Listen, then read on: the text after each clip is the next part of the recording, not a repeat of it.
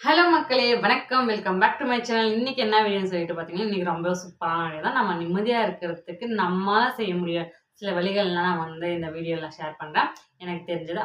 அதுக்கு முன்னாடி நீங்க எல்லாரும் ரொம்ப நல்லா இருப்பீங்கன்னு சொல்லிட்டு நான் ரொம்பவே நம்புறேன். நானும் ரொம்பவே சூப்பரா இருக்கேன். வாங்க வீடியோக்குள்ள போய் பார்த்துடலாம். ஃபர்ஸ்ட் என்னன்னு பார்த்தீங்கன்னா, மத்தவங்க என்ன நெனைப்பாங்க, மத்தவங்களுக்கோசரம் வாழ்றத விட்டுருங்க. நமக்கோசரம் தான் நம்ம வாழப் போறோம். அவங்க என்ன நெனைப்பாங்க, இவங்க என்ன நெனைப்பாங்கன்னு சொல்லிட்டு நம்மளுக்கு பிடிக்காதத கூட சரி ஓகே பார்த்துக்கலாம். நமக்கு புடிச்சது சரி அவங்க சொல்றாங்களே என்ன சொல்லிருவாங்கன்னு சொல்லிட்டு, இல்ல வேண்டாம் சொல்றத ஃபர்ஸ்ட்டு விடுங்க.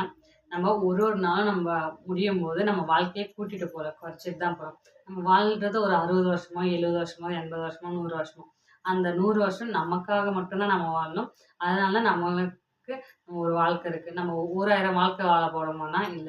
ஒரு வாழ்க்கை வாழ போறோம். அதனால நமக்காக நம்ம வாழ்ந்துக்கலாம். மத்தவங்க என்ன சொல்லுவாங்கன்ற யோசனைய விட்டுருங்க. 2வது என்னன்னு சொல்லி பார்த்தீங்கன்னா பொறாமப்படாதீங்க. அவங்க அத வாங்கிட்டாங்களே, இவங்க இத வாங்கிட்டாங்களே, இப்படி பண்றாங்களே, அப்படி பண்றாங்களே, என்னால முடியலையே, என்னால முடியலையேன்னு சொல்லிட்டு நினைக்காதீங்க. அவங்களாலயும் முடியுது.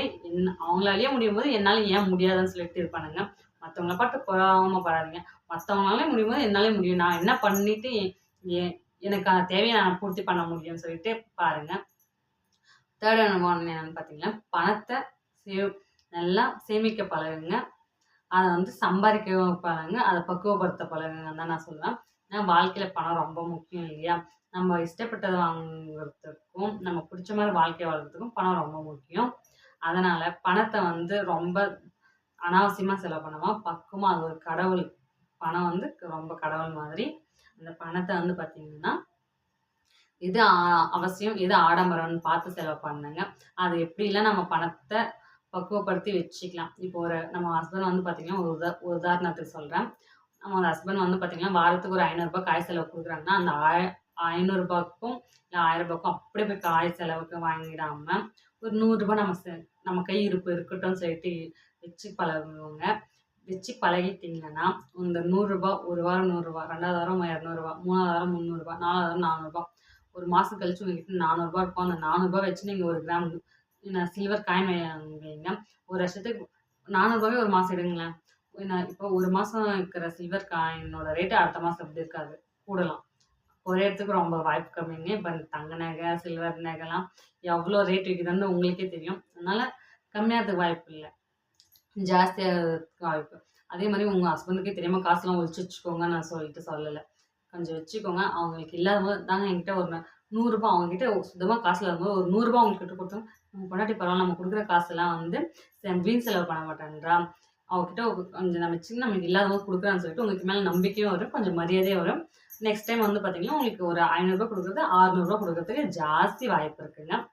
4த் ஒன் பாயிண்ட் என்னன்னு சொல்லிட்டு பார்த்தீங்கன்னா அன் நம் நம்மளுக்கு யாரும் எந்த ஹெல்ப்பும் பண்ண மாட்டேன்றாங்களேன்னு சொல்லிட்டு புலம்பிட்டே இருக்காதீங்க. டென்ஷன் ஆயிட்டே இருக்காதீங்க.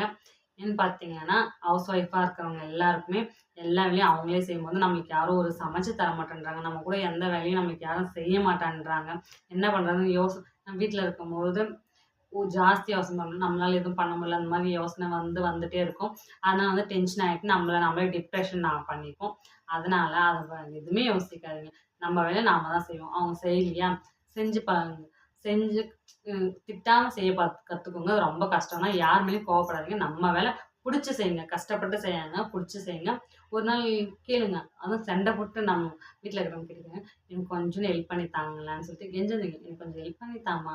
நீ என் கூட நின்னு பேசிட்டே செய்யும்போது எனக்கு கொஞ்சம் சந்தோஷமா இருக்குன்னு சொல்லிட்டு கேளுங்க. ஆட்டோமேட்டிக்கா ஒரு நாள் செய்யும்போது, இன்னொரு நாள் அவங்க செய்வாங்க. அப்புறம் நம்ம பொண்டாட்டி நம்மளுக்கோசரம் எல்லாமே செய்றாங்கன்னு சொல்லிட்டு, நம்ம கூட சண்டை போட மாட்டேன்றா. ஃபர்ஸ்ட் இருந்ததோட அவ கொஞ்சம் மாறி இருக்கா.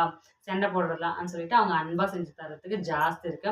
எப்பவுமே கத்தி பேசுறதுக்கும், அன்பா பேசுறதுக்கும் எவ்வளவோ டிஃப்ரெண்ட் இருக்கு. 5த் ஒன் நான் என்ன சொல்லுவேன்னு பார்த்தீங்கன்னா, வீட்ல இருக்கிற நாம சரி எல்லா வேலையும் செஞ்சுட்டு அப்புறமா செஞ்சுக்கலான்ட்டு லேட்டா செஞ்சு அப்புறம் ஒரே முட்டா அறக்க பறக்க வேலை செய்யும்போது தான் கொஞ்சம் டென்ஷன் ஆகும். அந்த வேலை செய்யல, இந்த வேலை செய்யலன்னு சொல்லிட்டு. அதுவும் காலையில டைம்ல ஹஸ்பண்ட வேலைக்கு அனுப்பிச்சு குழந்தைங்கள ஸ்கூலுக்கு அனுப்புறதுக்குள்ள ஒரு போரே வந்த மாரி ஆயிடும் வீடு. நான் அத காணோம், இத காணோம், அங்க வை, இங்க வைன்னு சொல்லிலாம் பேசும்போது அப்படியே டென்ஷன் ஆகுங்க. அப்ப கத்தாம ஒரு நாள் நான் சொல்றத நாளைக்கு ட்ரை பண்ணி பாருங்க. கத்தாம சரிங்க அது அங்க இருக்கா, சரி நான் எடுத்து தரேன். சரின்னு சொல்லிட்டு காலைல கொஞ்சம் நீங்க 6 மணிக்கு எழுந்துறீங்கன்னா, ஒரு 5 மணிக்கு எழுந்து எல்லா வேலையும் முடிச்சுட்டு, ஃபர்ஸ்ட்டு குளிச்சுட்டு வந்துட்டு சாமி ஒரு விளக்கேற்றிட்டு அப்புறம் வந்து ஒரு ஊதுபத்தி காத்துட்டு நீங்கள் ரெடி பண்ணிட்டு ஒரு பொட்டு வச்சுட்டு ஊதுபத்தி காத்துட்டு சாமி கும்பிட்டு 10 நிமிஷம் 15 நிமிஷம்லாம் நீங்கள் குளிச்சுட்டு வந்துட்டு ஒரு பொட்டு தலை வாரிட்டு அவ்வளோதான். வீட்டில் விளக்கு கொளுத்தி வச்சுட்டு ஒரு ஊதுபத்தி கொளுத்தி வச்சுட்டு சாப்பாடு செய்யுங்க. சாப்பாடு செஞ்சுட்டு ஒரு 1/2 மணி நேரம் 1 மணி நேரம் நீங்கள் சீக்கிரம் போது கொஞ்சம் வேலை வந்து உங்களுக்கு ஈஸியாகும். அப்புறம் எல்லாமே எடுத்து வச்சுருங்க. எல்லாம் எடுத்து வச்சுட்டு அமைதியாக எப்போவுமே கத்திட்டு செய்கிற நீங்கள் அமைதியாக செஞ்சு பாருங்க. உங்கள் ஹஸ்பண்டுக்கு உங்கள் மேலே என்னாச்சு இவளுக்கு நம்ம சண்டை போட்டால் கூட தாங்கிப்பாங்க. இவ அமைதியாக அமைதியாக இருக்கிறாள் இவ்வளோ அப்படின்னு சொல்லிட்டு பார்ப்பாங்க. அமைதியாக இருக்கும்போது பார்த்தீங்கன்னா உங்கள் அமைதி வந்து அவங்களுக்கு உங்கள் மேலே அன்பு வந்து அதிகப்படுத்தும். அதனால நம்ம பொண்டாட்டி இவ்வளோ வேலை செய்கிறாங்கன்னு சொல்லிட்டு அப்போ தான் அவங்களுக்கு தோணும். நம்ம கத்துறது போது கோவம் தான் வரும். ஆனால் அமைதியாக இருக்கும்போது நம்ம மேலே அன்பு ஜாஸ்தி வரும்னு சொல்லிட்டு நினைக்கிறேன். 6th பாயிண்ட் என்னன்னு பார்த்தீங்கன்னா, நம்ம எல்லா வேலையும் செஞ்சுட்டு நம்ம வந்து பார்த்துக்க மாட்டோம். எல்லோரையும் வீட்டிலேருந்து அமுச்சிட்டு ஒரு 11 மணிக்கு இல்லை 12 மணிக்குள்ள நிம்மதியாக எல்லா வேலையும் முடிச்சுட்டு சோஃபா மேலேயோ இல்லை சேர் மேலேயோ இல்லை ஒரு பாய் மேலேயோ நல்லா இப்படி கண்ணை மூடி உங்களுக்கு பிடிச்சதை செய்யுங்க. தூக்கம் வந்தால் தூங்குங்க. டிவி பார்க்கணும்னா டிவி பாருங்கள். ஃபோனை மட்டும் ரொம்ப பார்க்காதீங்க. ஃபோன் பார்க்காம பாட்டு கேட்கணும்னு கேளுங்க. இல்லை உங்களை வந்து மேக்கப் பண்ணிக்கணும்னு சொன்னால் மேக்கப் பண்ணிக்கோங்க. என்ன உங்களுக்கு பிடிச்சி அதை செய்யுங்க. எல்லோரும் அனுப்பிச்சிட்டு கொஞ்சம் ஃப்ரீயாக உங்களுக்கான டைம் கொஞ்சம் ஒதுக்கிக்கோங்க. உங்களுக்கு வாக்கிங் போகணுன்னா எக்ஸசைஸ் பண்ணணும் எது பண்ணணும் அது பண்ணுங்கள். உங்களுக்கு கொஞ்சம் மைண்ட் ரிலாக்ஸாக இருக்கும். கொஞ்சம் ஃப்ரெஷ்ஷாக இருக்கும்.